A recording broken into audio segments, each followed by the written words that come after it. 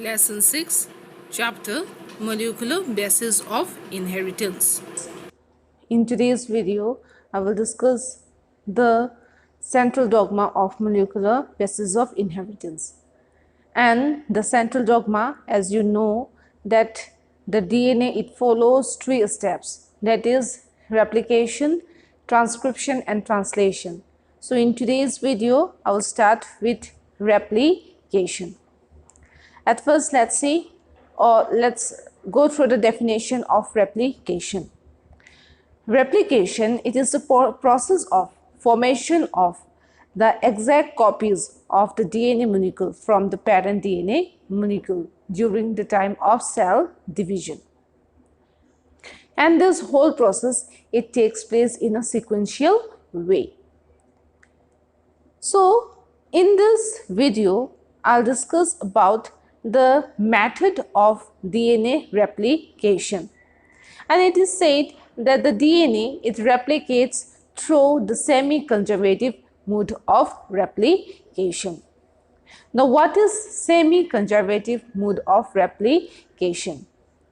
The semi-conservative mode of replication, it is the type of replication in which the DNA, it forms the daughter strand, completely a new one, and keeping the parental strand from the parent DNA molecule. That means in the after the process of replication, as you know, that like the cell, as for example the parent cell that divides and it forms two daughter cells. Similarly, after replication, a single DNA molecule, it forms two daughter DNA molecules, and in those two daughter DNA molecules, one of the strand in the new DNA molecule, that will come from the parental strand, and the one strand, it will be completely newly synthesized.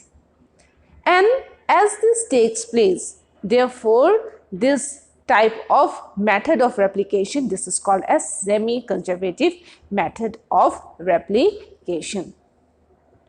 This semi-conservative method of replication, it can be explained with the help of an experiment that was performed by the scientists Michelson and Stahel in the year 1954. So, let's discuss the experiment now in order to see that how this semi-conservative method of replication takes place. The tools that was required for the experiment were bacteria, and here the specific bacteria is E. coli, that is Escherichia coli, which is a common microbe that is used for laboratory experiments in genetics. Then comes the next tool, that is culture medium. So culture medium, that is the specific medium which is required to grow microbes, where they are provided nutrients so that the microbes, they grow well. In this culture medium, the source of nitrogen that was given as ammonium chloride, and Michelson and Stahel, they used two types of culture medium. One culture medium with normal ammonium chloride, that is with the nitrogen with atomic mass number 14, and that is N14, that we label it as the N14 medium. And the other medium was with radioactive isotope, and there it is labeled as N15. So there the nitrogen, it was a heavy isotope of nitrogen, that is N15, which was in the form of this ammonium chloride. And the reason why this ammonium chloride, it is used here, because for the supply of nitrogen, it will be required during the formation of the DNA material in the bacterium, that is E. coli. So for the production of the nitrogen bases, as you know that the nucleotides, they requires nitrogen bases. So for the formation of the nitrogen bases, that is adenine, guanine, thymine and cytosine, So there they will use this ammonium chloride as the source of nitrogen, and in that one type they will use the nitrogen with N14, which is normal atomic mass, and the other that will be the radioactive isotope, that is N15. Then comes one instrument which is a centrifuge. This is an instrument which is used for the separation of the materials, and therefore this density gradient centrifugation that is done in this particular experiment. Then comes two chemicals, one is calcium chloride and the another one is ethidium bromide. So these are the tools that will be required in this particular experiment. The experiment of Messelson and Stahal that was done in the year 1958. It is a very simple experiment which they carried out with the following tools in order to prove that the DNA replication it takes place by semi-conservative method. In that, Messelson and Stahal, they grew colonies of Escherichia coli for several generations on a culture medium having heavy isotope of nitrogen N15 in the form of ammonium chloride. The bacterial DNA became completely leveled with the heavy isotope because the new strand, for the formation of this new strand, definitely in the culture medium with N15 they will utilize the N15 for the formation of the new DNA molecules. So therefore the bacterial DNA, they became all leveled with heavy isotope, that is N15, for those bacteria which were growing in the medium with N15. Now the leveled bacteria were then shifted to another culture medium having normal or N14 nitrogen. So I hope these three steps are clear to all of you. Here leveled bacteria, it means the one who were growing in N15 culture medium. So they are considered as the leveled bacteria because this is now their DNA, it is made up of the leveled nitrogen, that is N15, which is a heavy isotope.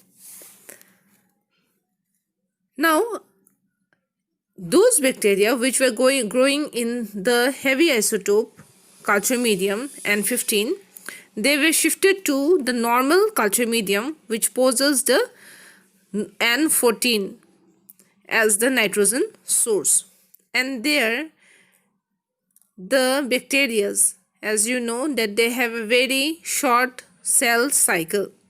So within that time, that is 20 minutes, they formed new daughter cells, and in that way they formed new DNA molecules.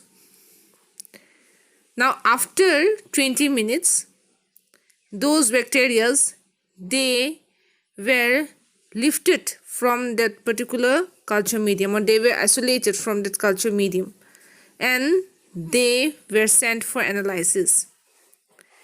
Then the DNA was tested for the heavy isotope of the nitrogen from that medium through a method which is called as density gradient centrifugation, and there a solution of calcium chloride was taken.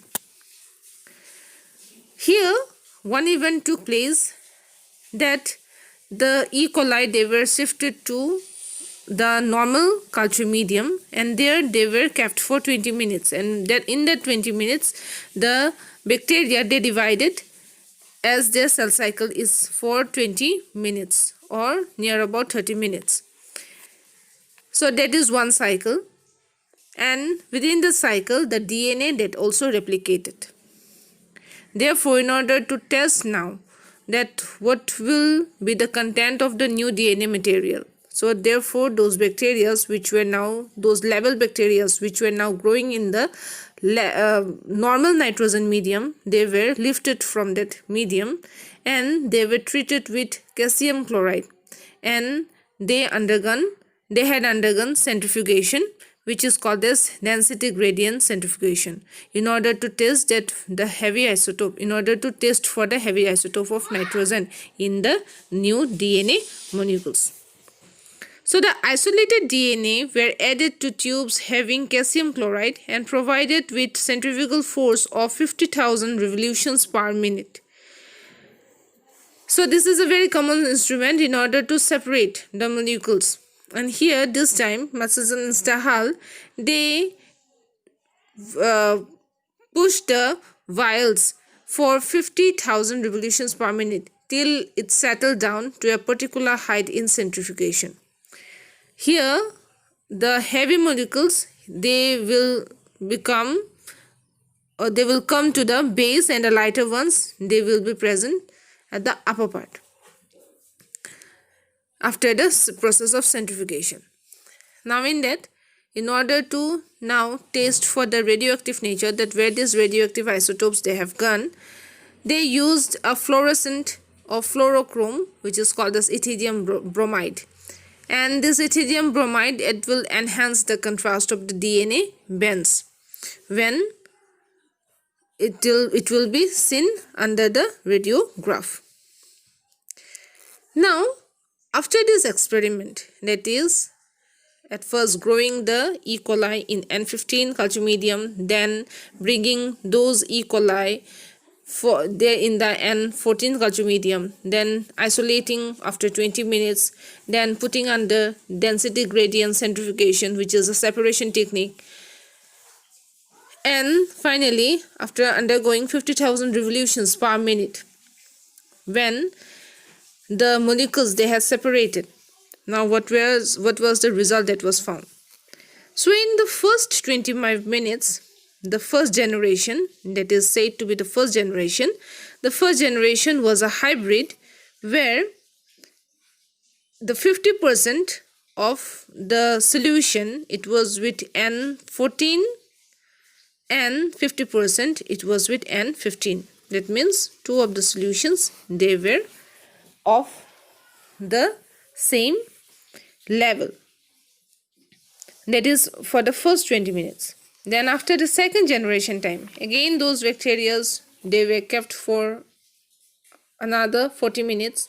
Then after 40 minutes, it was seen that the DNA were 25% they were of the hybrid type, that is N15 and 14, and 75% they were of the lighter type. That means it was found in the ratio of 1:3.